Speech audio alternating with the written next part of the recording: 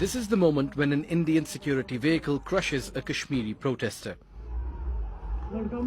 The vehicle drives on and the wounded man is left behind. He later died of his injuries. Indian forces say they are investigating what happened. It is now under control. As regards that casualty of a civilian, it is still to be ascertained, what were the factors, how he succumbed. More than a dozen people have been killed in escalating violence in Indian-administered Kashmir.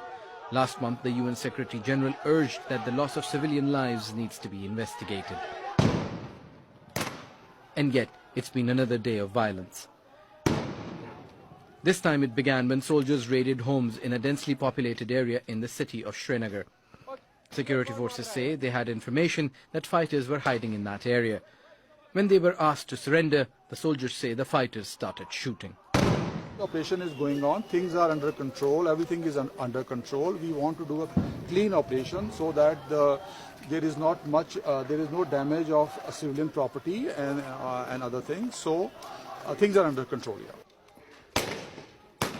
All three fighters were killed by security forces during their operation. Police accused protesters of trying to impede their operation and help the rebels. Our brothers who've left in the path of Allah, they left for us. And they've taken up arms after seeing the tyranny in Kashmir. Now we have come out to rescue our brothers. India continues to blame neighboring Pakistan for instigating trouble in the disputed region, which Pakistan denies.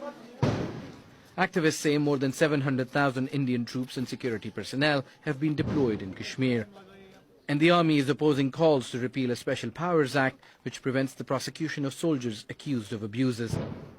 Human Rights Watch has urged India to carry out prompt investigations into allegations of abuses and to prosecute those responsible.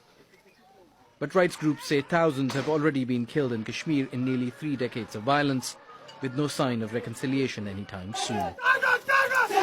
Samad and Javed, Al Jazeera.